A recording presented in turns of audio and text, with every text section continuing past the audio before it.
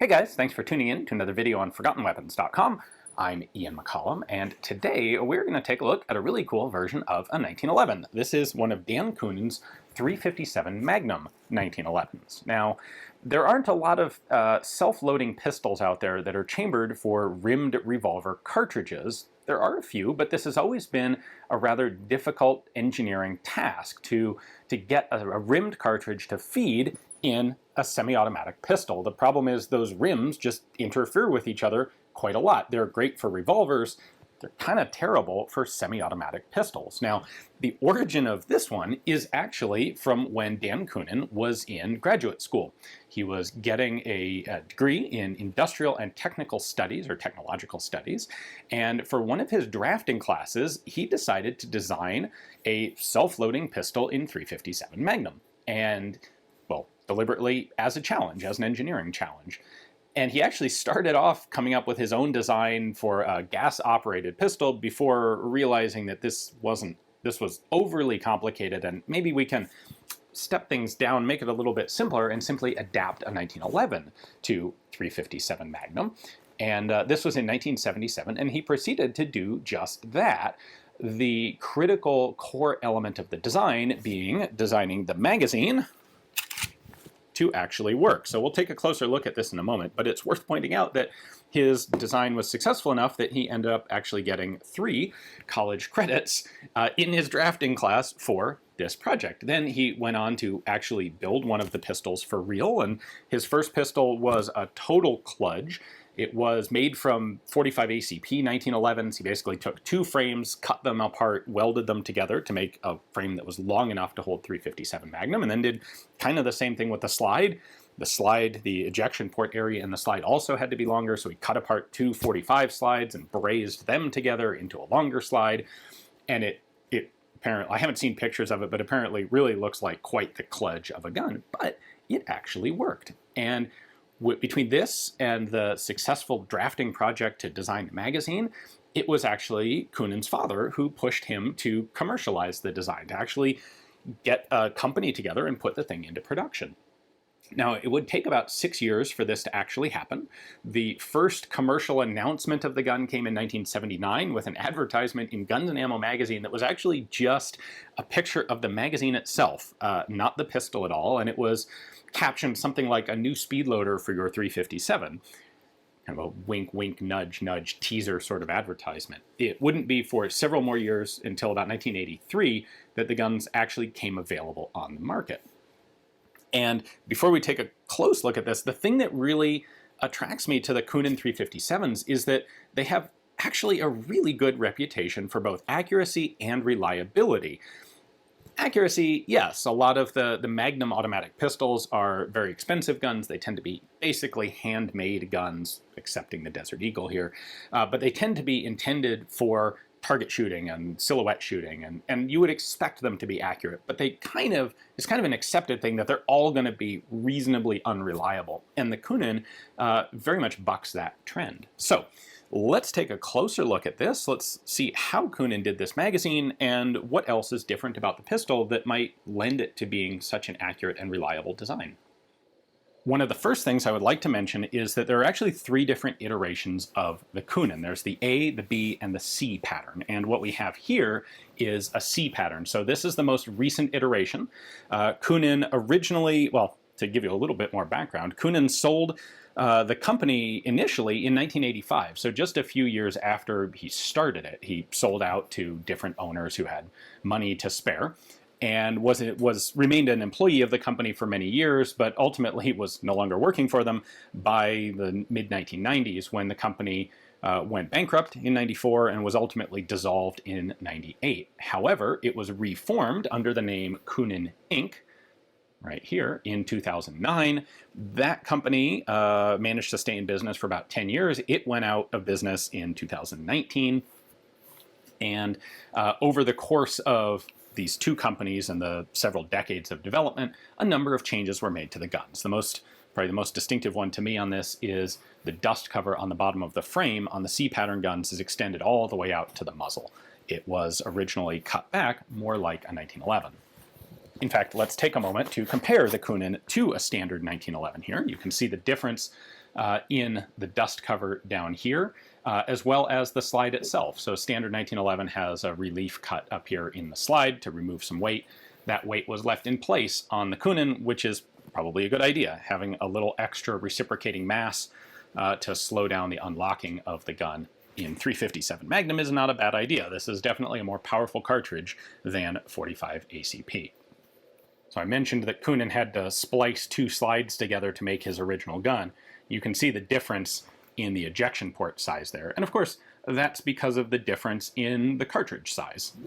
357 here is smaller in diameter, but a heck of a lot longer than 45 ACP. And you can also see this in the magazine wells, so the Kunin on top and a regular 45 1911 on the bottom. So now we get to the critical component, which is the magazine. This holds 7 cartridges, and the challenge, of course, is getting a rimmed cartridge to feed reliably in it. So in looking at how to do this, Kunin's inspiration really came from looking at 22 rimfire magazines, because the 22 rimfire is also a rimmed cartridge, as the name implies. Now, it doesn't have as substantial of a rim on it as something like 357, but it does present the same challenges in magazine design. So there were 2 design elements that Kunin found in 22 caliber magazines that he considered using for his design. The first is a feature of a lot of 22 magazines where the nose of the cartridge remains in the same place, but the back end of the cartridge is staggered left and right as different cartridges go down. So you'll have one here, here, here, here. And what that allows the rims to do is not create an increase in curvature so much. The rims can kind of rest off on the sides and not interfere with each other so much.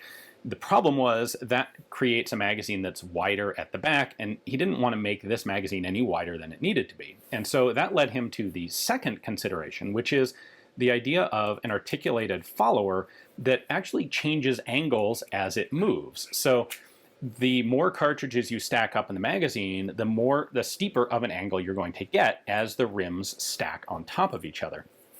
And that is why, if we look at this magazine closely, you'll see that the slot for the follower button here is not parallel to the front or back of the magazine. And that follower button, while it is useful for pulling the follower down to load the magazine, it is also pinned into the follower, and so as this button comes down, it is subtly changing the angle of the follower, because this fixed position in the middle of the follower is moving from the back here more towards the front as it gets lower in the magazine. And that, if anything, is the single biggest trick in making this magazine design work. Looking at this from a 1911 perspective, there are a couple of features that we will point out. It does, of course, have a grip safety. It has a flat mainspring housing. The arched mainspring housing on some of the original 1911s was done to make the grip a little bit bigger, to properly fill a larger hand. Not necessary with a 357 Magnum magazine well there. We have controls that are only on the left side, so there's an nice extended safety, extended slide release. I have this cool Coonan 357 Magnum Automatic legend on the side of the slide, along with the serial number and manufacturing marks over here. The rear sight is a very nice dovetailed in-place adjustable sight, along with a dovetailed front sight. On the early guns, the front sight was actually pinned in place, but they improved that over time to a dovetail. Now, there are a couple other elements in the pistol that contribute to its accuracy. One of them is the pinned trigger. So you can see that pin there, and this trigger pivots on that pin. On the original 1911 design, the trigger is not pivoting, it slides directly backwards like this. That makes a trigger that's a bit harder to fine-tune. Kunin's pinned system allows the triggers to be made better much more easily. It's a bit subtle on the C pattern here, but also there is a raised surface at the very muzzle end of the barrel to allow a better fit between the barrel and the barrel bushing to ensure that it's in the same position every time. When it comes to the slide to frame fit, they are deliberately left a bit loose. I think you can hear that. I can tip it back and forth and rattles a little bit. And that's deliberate. That is because it is necessary for reliable function of the pistol.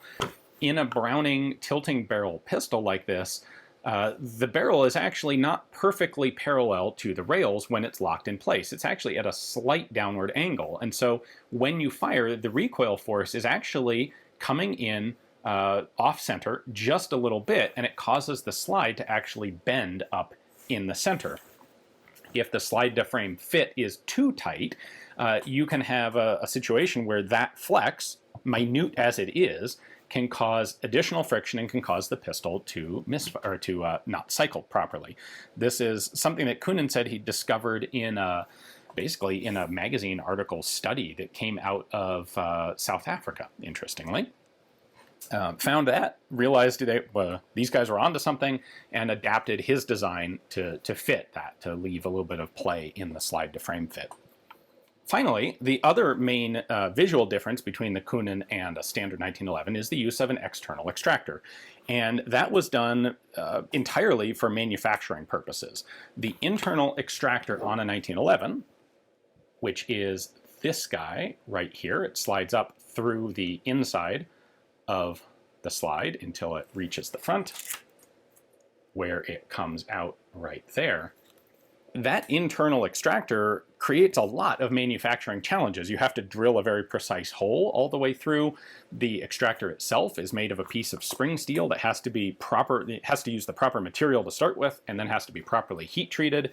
They just tend to be a part with a lot of potential failings. And by switching to an external extractor here, a lot of those issues could be avoided, and Kunin did avoid them. And you'll see not that much use of internal extractors in pistols designed after the 1911. I will go ahead and disassemble this for you, but it is frankly just like a 1911 inside. So the parts aren't strictly interchangeable, but the design is the same. So take the recoil spring out, pull this back, pop the takedown lever out, slide comes off the front, recoil spring guide. You can see the pivoting trigger connected to a stirrup style like the 1911 trigger down in there. Other than that, there's really nothing different about this frame than a 1911 frame. Pull the barrel bushing out.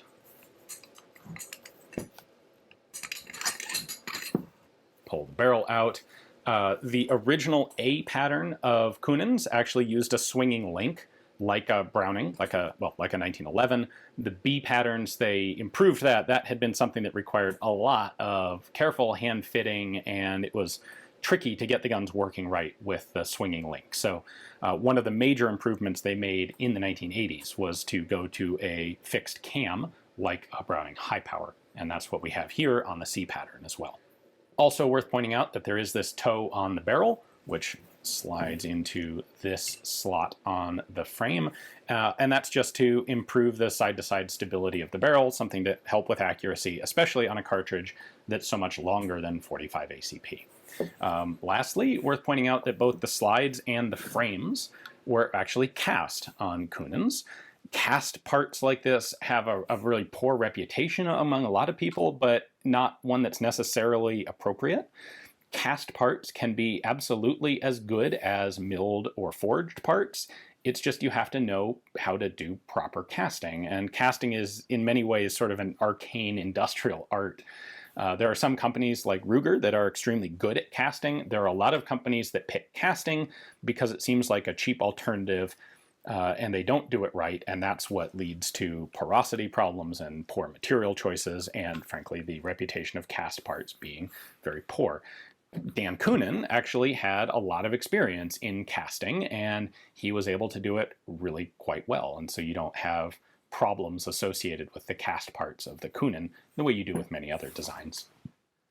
Ooh, there's a lot to point out in this video. I realized I didn't actually mention that you can run the Kunin on either full power 357 or 38 specials if you want a lighter recoiling practice round, and the adjustment that you make so that the gun will run reliably with either cartridge is to swap out the mainspring. So the red is our 357 mainspring, the green, these are colored from the factory, which is very helpful. The green is the 38 special mainspring. Yes, this looks like it's longer, but it's also a smaller diameter wire, two springs that are engineered to be different and to provide the different basically to adapt to the different pressure of the two different cartridges. So I'm going to go ahead and reassemble this with our 357 Magnum spring.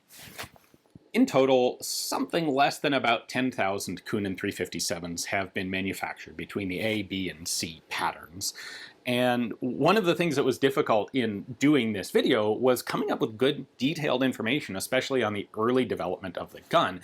There just isn't that much written on it. There's a whole bunch of articles out on the web, but they all kind of repeat the same thing, and they probably basically just reference each other. So I took the opportunity before doing this video to actually call up Dan Kunin. That's one of the cool things about more recent designs like this, is the folks who designed them are often still around. So a lot of the anecdotes and the details that I have in this video came directly from Dan Kunin, and I really appreciate him taking the time to chat with me on the phone about the development of his pistol. And I'd also like to thank the viewer who loaned me this particular example for filming. So hopefully you guys enjoyed the video, learned something new about the Coonan 357. Thanks for watching.